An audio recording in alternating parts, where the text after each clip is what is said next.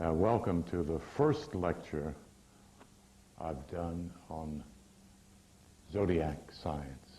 Prior to today, I've been using the same references as the Moorish Science Temple and the Nuwabians. I think they refer to Moorish Science, and the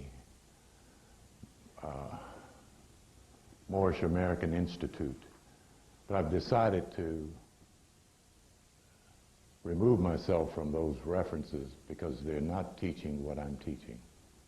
I have other reasons, but I won't get into that. I've decided not to blast them after all. If you all have not had opportunity to hear me lecture or to see any of my tapes, what I teach is based on three concepts.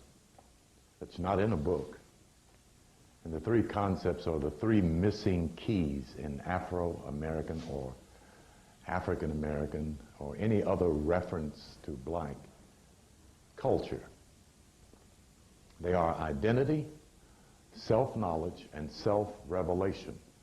But that is the nucleus of study for any dark-skinned, broad-nosed, thick-lipped, and furled-haired human being and the multiple variations thereof. Okay. So we include everybody who shares in our ethnocentric blood. The concept more I've explained on almost every tape means Lord of the Earth. That's your ethnocentric name, not your nationality. Your nationality is American. It doesn't matter if you like it or not. You're an American. You pay taxes here, you work here, you live here. That makes you a citizen, in part it does, of this country and this franchise. The United States of America is a franchise, a corporate, a business, as you would, okay. Well, this is where you're supposed to reap your benefits. And one of the reasons you're here, so you can reap much benefit. It's not a disadvantage anymore being in America. It is a tremendous advantage. Self-knowledge allows you to come to that conclusion in terms of knowing who you are, what you are, as well as where you are. The evidence of that fact of your ethnocentric name is found in the dictionary, the Bible, and a few history books. Well, I won't try to name the page. Under the B's, you'll find more instead of the M's. Under the word Blackadder, you'll find after that Blackamoor. It's right there, and it's been in the dictionary since Noah Daniel Webster came to the Americas, who is the author of the American English Dictionary. He is not the author of English Dictionary. That is a British book. Okay. We have American English here. Descriptive only. African, dark-skinned person. And in some it says anyone living in Africa or an African. The books, history-wise, that are available, that is, in other words, you can go to a store and immediately and get at least one or two of them, is The Golden Age of the Moors. I don't see anybody writing this down. Okay, all right. The Golden Age of the Moors by Ivan van Sertima, which is an excellent piece on Moorish history. Nature Knows No Color Line by J.A. Rogers, the real father of corrective African-American, Negro African history. He's the one who started back in the 50s, who came out of the Harlem History Club, a group of black students, serious black students. In the 30s, these brothers were around. I don't know if Langston Hughes was a part of that group or not, but he certainly was around during the what was called the Black Renaissance, when a body of black men and women began to revise black culture. And they made a remarkable contribution. We all stand on their cultural shoulders is the reason even why we're here in this room. Okay? There are about 6 chapters in that book on Moorish history directly. The reason I use the term directly is because any history about the African of Africa and the African in America is Moorish history. The concept I use is not history. That's a coined word which means his story. I think you've all heard that. What we're looking for are records of the past, which begins not with the problem, which is slavery, but begins with the achievements of your ancestors.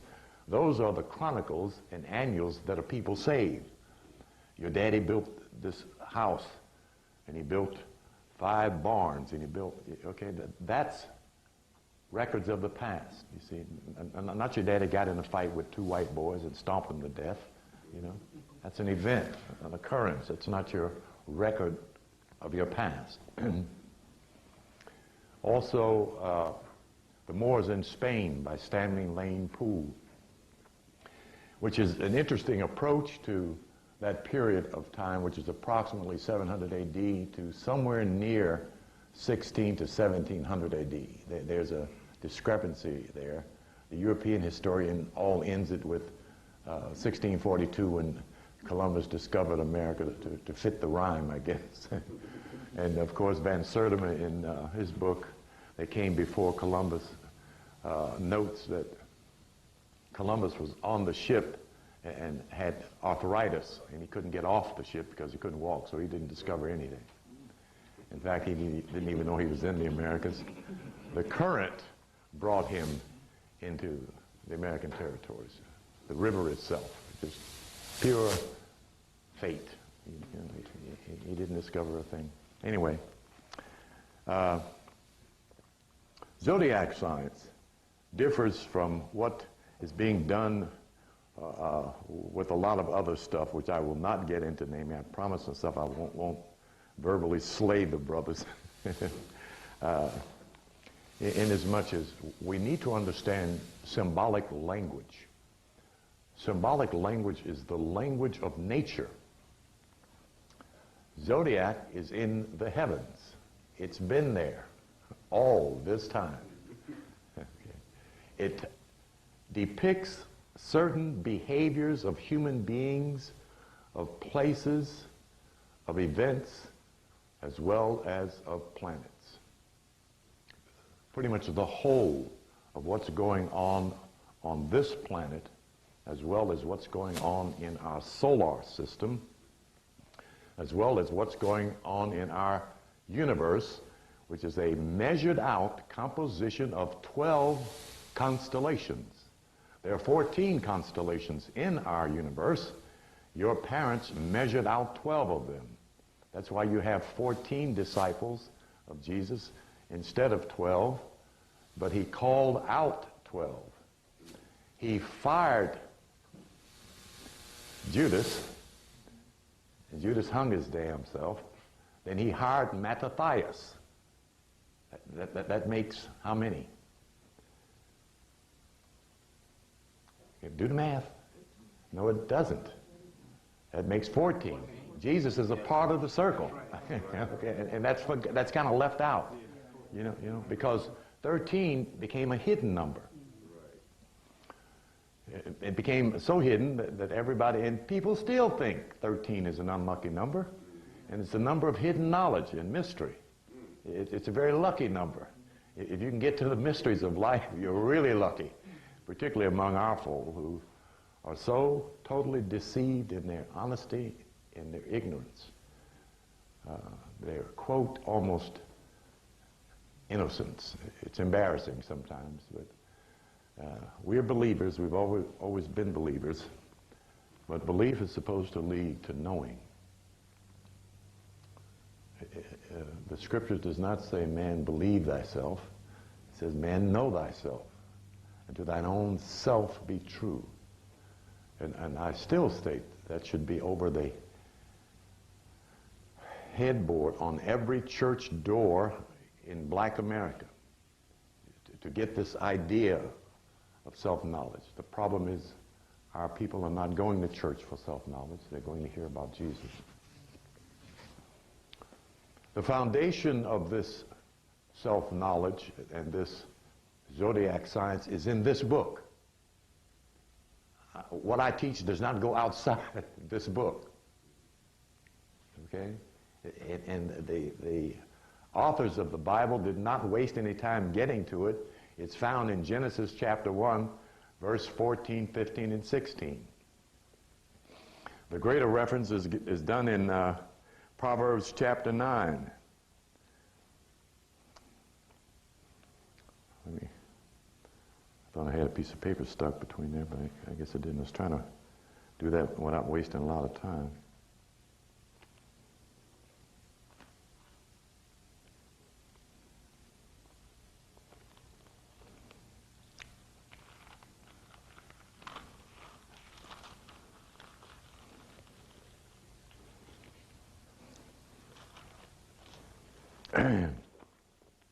Now, how this ties in with today's lecture is given in this verse if you listen carefully and catch the key. Wisdom hath some Shakespearean language there. That's really not Jesus talking. Wisdom hath built her house. She hath hewn out her 7 pillars. She hath killed her beast.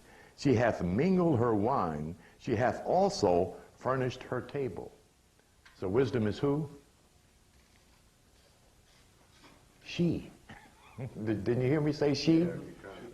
But our ear is not tuned to she in this book.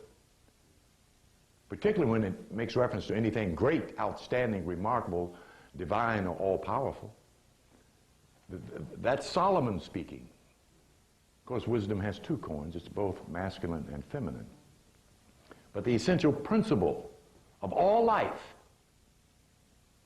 from the smallest ant till the tallest Negro and the highest star, is feminine.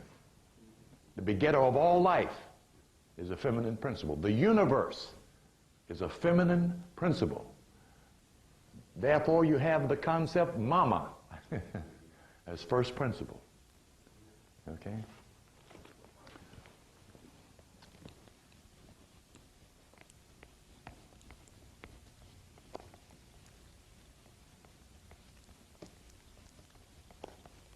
Does anybody know the Kemetic word for mother? Yes, you do know it. You just don't know you know it. That's the Kemetic word, the ancient African word for mother.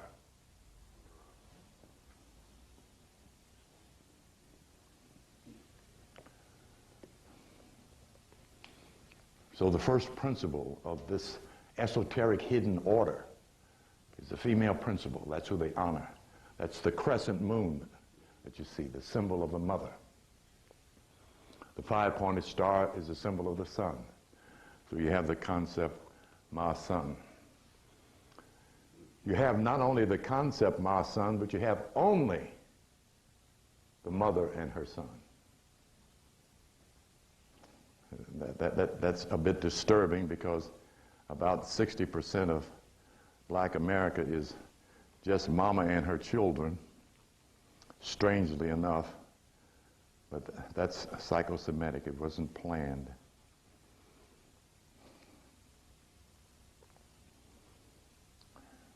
What I'm doing is laying this foundation for the concept both of zodiac and the essential principle of the female essence of all life, which is not emphasized on this day. I had down here Mother's Day. Instead of bringing a flower and stand up all you wonderful mothers who have cooked the meals and swept the floors and cleaned the windows, stand up so we can give you an applause. That's all them Negroes got to tell. The greatest woman in their lives is their mama. You can have 10 wives, but you get 1 mama per life. That's how important that woman is to each son, as well as daughter, but the daughter potentially is mama. You see, she can have babies. Okay. I'm not striking out as furiously as I had earlier intended. I've calmed down some since the brother picked me up late. But I intended to do this during the Easter period, and things just didn't happen so that I could get it done. I'm turning to 1 Kings chapter 7, verse 13, in case there's some Masons in here, or Mason in here. Excuse me, 2 Kings 7, 13.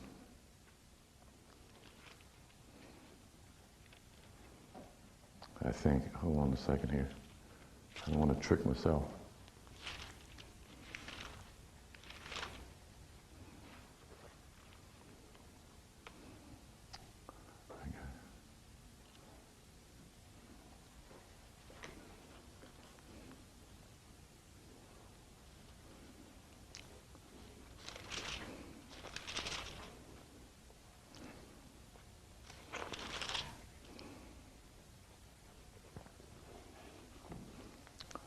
One Kings, chapter 7, verse 13. And King Solomon sent and fetched Hiram out of Tyre, or Tyre. He was a widow's son of the tribe of Naphtali, and his father was a man of Tyre, a worker in brass, and he was filled with wisdom and understanding. Now here's the contradiction. Listen to this again. He was a widow's son of the tribe of Naphtali, and his father was a man of Tyre. Okay, hear the contradiction? If he's a widow's son, that means his father's dead. But he mentions his father. So he's not talking about his father being alive or his mother being a widow. The scripture is telling you he's a Mason. That's the widow's son, is the Mason. Okay? All right. So we again established this concept here, my son. Okay. The central theme of this book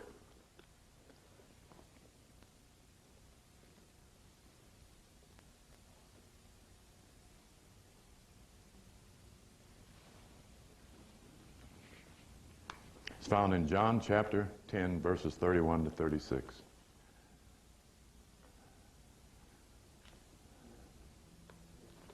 I'm reading this so that you know I'm speaking from the book, not from the top of my head, okay? All right. Okay. And then the Jews took up stones again to stone him. Jesus answered them, "Many good works have I shewed you from my Father. For which of these works do ye stone me?" The Jews answered him, saying, "For a good work we stone thee not, but for blasphemy, and because that thou, being a man, makest thyself God." Jesus answered them, "Is it not written in your law, I said, ye are gods?" I'm reading from the same holy book. The scripture he's referring to is found in Psalm 82. When he said, is it not written in your scriptures?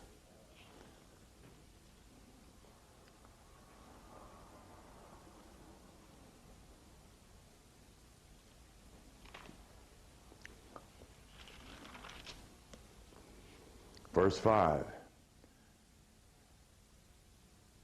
They know not, neither will they understand. They walk on in darkness. All the foundations of the earth are out of course. I have said, ye are gods, and all of you are children of the Most High. But ye shall die like men and fall like one of the princes. That's Psalm 82, verse 5. That's the scripture being referred to. Now we're getting into the esoterica of this book, okay, which is the code inscribed, the code written into the language, referred to as the Codex in scriptus, in the Latin. This is not God's name.